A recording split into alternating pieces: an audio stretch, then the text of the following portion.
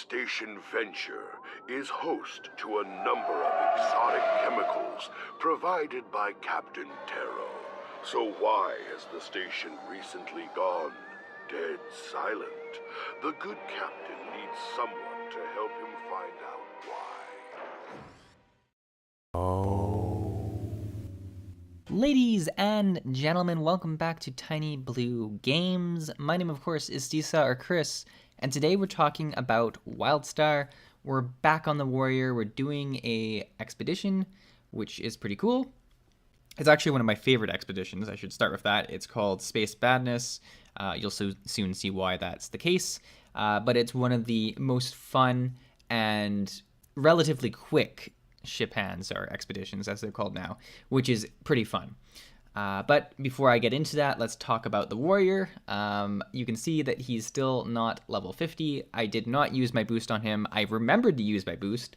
I won't reveal who I boosted yet. I'll do that in a video about them and what you should do when you use your boost. So that's a video that's coming up and exciting. But today we're talking the Warrior. What this has done has inspired me to level up my Warrior really quickly.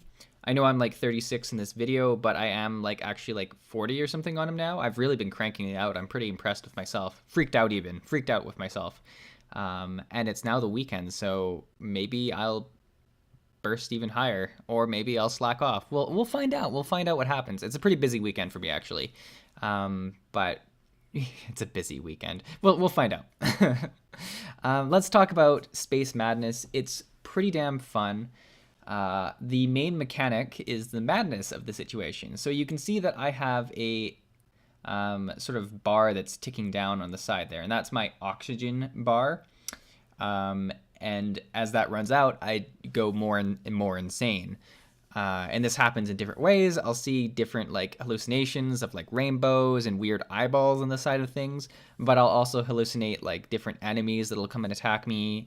It's a pretty cool system that isn't really used all that often, and really makes this ship hand have a sense of urgency and danger to it, which is really cool, especially on your first time through when you're not really sure how this happens or what's going on here. I do think it's a really cool mechanic. And the way you combat it is pretty easy. You just go to these different oxygen tanks and refill the bar every so often, and they're scattered pretty regularly throughout here. If you go to the oxygen tanks, it's rarely a concern that you're going to go insane. But I would tell you, if you are interested in having fun, I would go insane for one of the run-throughs and just see how crazy things get, because it's pretty cool to see the different animations. And I think the real creativity that went into this, because I think this is Wildstar's bread and butter. It mixes, science fiction, horror kind of thing, but it also mixes in the goofiness and funniness of the game, not really taking itself too seriously. And it does that really perfectly. And I think that's why this might be one of my favorite ship hands. But, I like them all. I love ship hands, actually. And what's exciting is they have made more ship hands, so I feel like they're a pretty good content to add to the game, and there probably will be more eventually, which is pretty exciting. I think they're particularly good as, you can be a single person who plays it or do it in a party, which I just love having a choice. Because although I might love, Stormtalon's Lair or something like that, it's a lot harder for me to go in there without waiting for a queue or finding friends to go in there. This is nice because if, I do have friends, we can do it together. If not, I can just, jam out by myself. It's a really fun time that way. So we're about to get to the kind of mid-boss fight. And the whole story here is we're trying to get to this closet with these different suits that'll protect us from the craziness. And we'll make it so we don't have to deal with this madness mechanic anymore. However, to get to the suits, we have to go a bit insane. And this is when things get really fun. We get to see a lot of the different creativity that went into this, and we get to fight one of my favorite bosses in all of Wildstar. So you can see here we're kind of hallucinating a bit more. Things are getting different colors. We see spiders and stuff like that weren't there before. And then we keep getting more crazy, and there's rainbows and eyeballs that are floating around, and weird mushrooms and different monsters. and then we get to the boss, which is named Exact Change 3.0. And it was at this point that I had to stop and take screenshots because of how cool it was. Um, and it's just such a great boss design. Like the idea that it's a, vending machine that has all these skills that are very focused. Like I think one of them is like restock and stuff like that, and it shoots out different beverages and stuff like that. But it's also got like a protostar guy on the front of it, which would make a lot of sense with them being greedy and businessy. It was just such a well thought out boss, and it really shows the creativity that this company had when they were making this game and how much love they had for the different parts of it. And you really feel that here. So it's also a great sort of intermission because it's a spookier kind of feeling at the start. I mean, I don't know how in depth you guys get with your playthroughs of different ship hands and stuff like that, but if you're lights off, full volume, it's a creepy thing to be in a overrun spaceship. So it's a nice light middle part, and then you get to this ending stage where you have the suit, so you don't have to worry about going insane anymore, and you're now fighting your way through escaped cubigs to go save the different crew members. So you just go up to them and kind of stop them from going insane because they're living, but they've been dealing with this madness as well. So they're sort of just sitting on the ground hallucinating themselves. And some of them will take your help, but some of them will fight back at you. So be careful of how many you talk to at once, depending on how hard this is for you or not.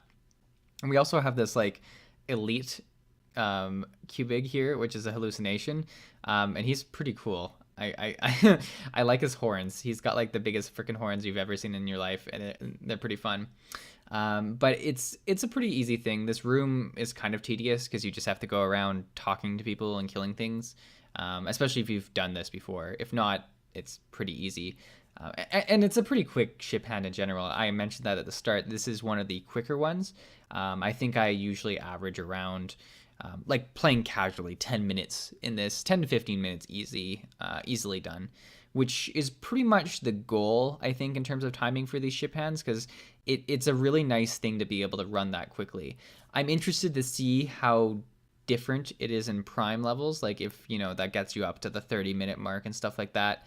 I'm sure if you did prime by yourself it would take a fair bit longer, but I'm not sure how difficult that is or not.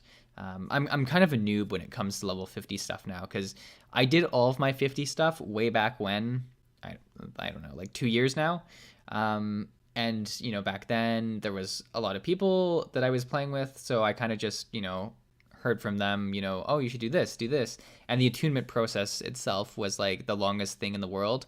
I think they've made that a little bit shorter now. I don't want to say that and get to it and it's exactly the same, but I'm pretty sure the attunement process for the first couple raids is a lot quicker than it used to be. I'm not sure if they took out a few steps or if they've just lowered some of the requirements a bit. But I am excited to get to do that with you guys on, either this guy when he gets to 50 or the person I boosted, or probably both of them. I'm assuming this guy will become either a DPS, he'll become either a DPS or a tank. I can tell you that for certain. He's not going to be the first healing warrior that you've ever seen on Nexus. But I'm thinking probably tank, just because I like the idea of tanking things. But maybe I do like the idea of like doing big damage with a sword. That's always a fun thing. Anyways, that's kind of off topic. All you should know is that I'm really excited to make level 50 content, and I've almost got everything ready to start doing it. So it's coming soon. This is the last part of this expedition. It's pretty cool. It's called the Air Scrubber, which is kind of a weird name, but it's like this big machine that's going to clear out all this poisonous stuff from the ship, and you're just sort of fending off waves as you get more insane. And this time it's less of a happy insane and more of a terrifying insane with weird flying flame birds and stuff like that. But it's essentially the last boss, which is pretty cool. It's a pretty easy fight. I don't know. This entire thing was pretty easy. I am also like higher level than you should be for this, which I realized like halfway through, that I didn't get downscaled, and because of that, didn't get XP for it and didn't complete the quest, which was really, really saddening. But it was pretty easy to do. I don't know. All in all, I love expeditions, and I know that, you know, a lot of the time they're on the moon or like on a spaceship or something like that. I think it would be cool if they were, you know, also on Nexus and gave us little pieces of lore, like maybe a abandoned facility or something like that. They really pushed the story that way. I think it would be cool if they did some more things like that. I know that they're kind of geared to be these sort of, you know, journeys to far off lands. They used to be called ship hands, so the idea that you would go on a spaceship or like get flown to somewhere from a ship. We often have that captain person who takes us there, but it would be cool if some of them were also on Nexus, especially since, you know, there's been less development in adventures. I think it would be a great place for this to be able to tell a bit more story that way. And I mean, I've already made a video about ship hands versus adventures anyways, where I talk all about this. So if you want to watch that, I still have the same opinion that ship hands should really be the new adventures. And I think they've kind of unofficially been doing that anyways. I mean, how often do you run an adventure in Wildstar? Let's start with that question. I'm not going to get back on the subject with myself, but that is how I feel about it. So this is pretty much the whole expedition. You do end up clearing the air and everyone's happy and free. Wouldn't it be funny if everything just blew up in the end?